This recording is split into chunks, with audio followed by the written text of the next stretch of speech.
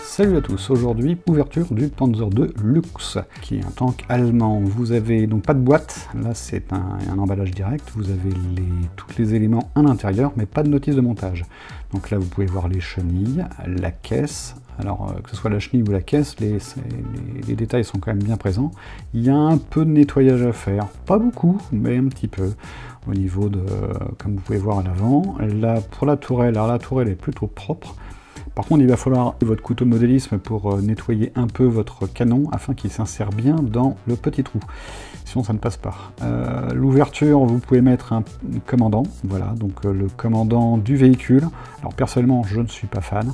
Après, il y a les éléments, donc le canon, les petites lampes et la trappe. Vous avez des bidons qui vont s'installer à l'arrière du véhicule et sur la tourelle.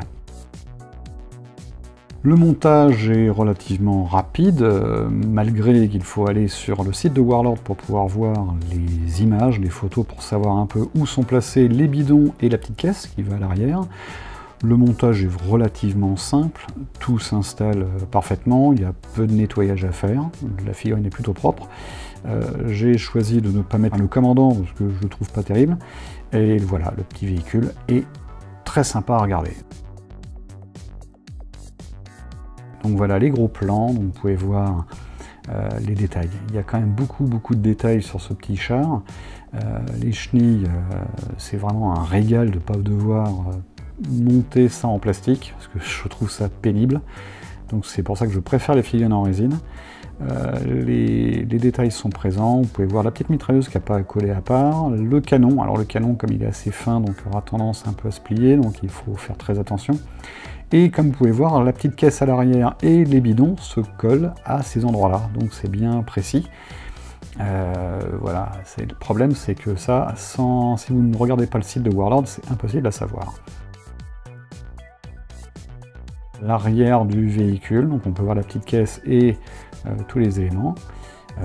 Je trouve que ce petit char est vraiment très sympa et ça peut vraiment avoir son petit effet au niveau du jeu. Moi je l'ai utilisé dans l'orientation du théâtre Afrique du Nord pour l'Africa Corps.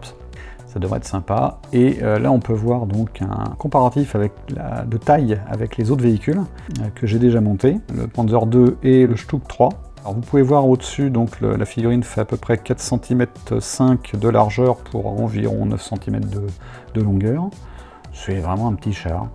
Ça devrait se peindre assez rapidement et donc ça va être très sympa. Merci d'avoir écouté et bon jeu à tous.